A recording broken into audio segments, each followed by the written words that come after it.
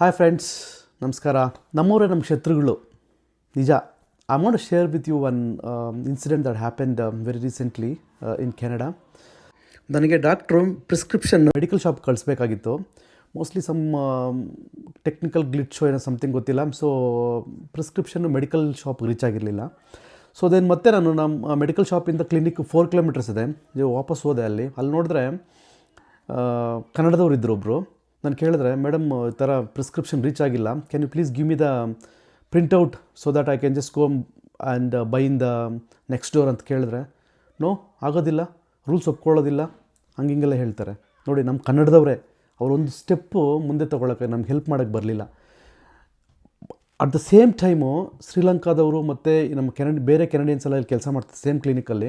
Many times I missed the prescription. ಕೇಳಿದ್ರೆ ಅವರು ಆರಾಮಾಗಿ ಪ್ರಿಂಟ್ಔಟ್ ತೊಗೊಂಡು that's okay sir, no problem ಅಂತ ಪ್ರಿಂಟ್ಔಟ್ ತೆಗೆದು ಕೊಡ್ತಿದ್ರು.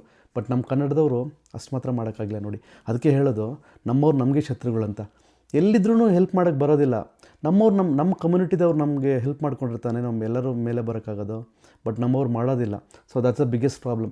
So if you have encountered this problem, please comment and share your opinion. Thank you.